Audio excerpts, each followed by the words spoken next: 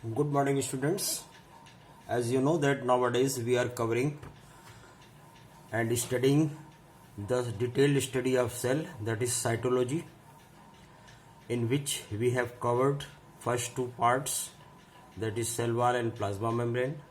Now we are going to cover the next and most important part, and that is nucleus. The nucleus was discovered by Robert Brown in 1831. He observed some dot-like structures is present in the middle of the cell.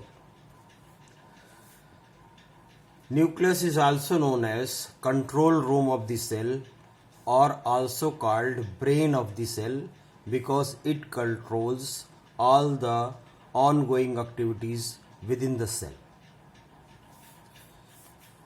In animal cells possess nucleus at the center.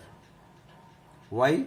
Because there is either no vacuole or very small vacuoles. So due to absence of vacuoles, they are present in middle of the cell. But in plant cell, due to presence of large vacuole, the nucleus is present towards the periphery. Periphery means boundary or near the plasma membrane. Is it clear?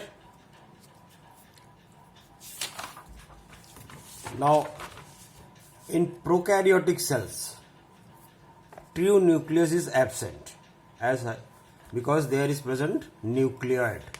In prokaryotes, true nucleus is absent, and the center there is a mass of genetic material that is known as nucleoid.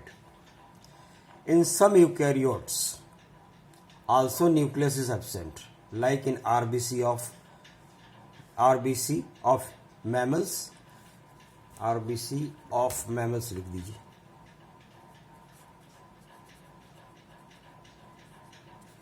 And in the sieve tube of plants. We will discuss in detail both RBC and sieve tube in the next chapter, that is tissue.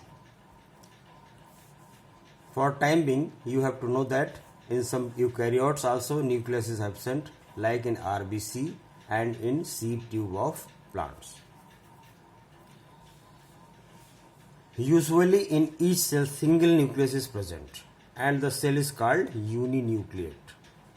But in some cells more than one cell nucleus is present, and such cells are known as multinucleate, as in various some fungi. In fungus, more than one nucleus is present. Is it clear? Now we will discuss the structure of the cell in next video.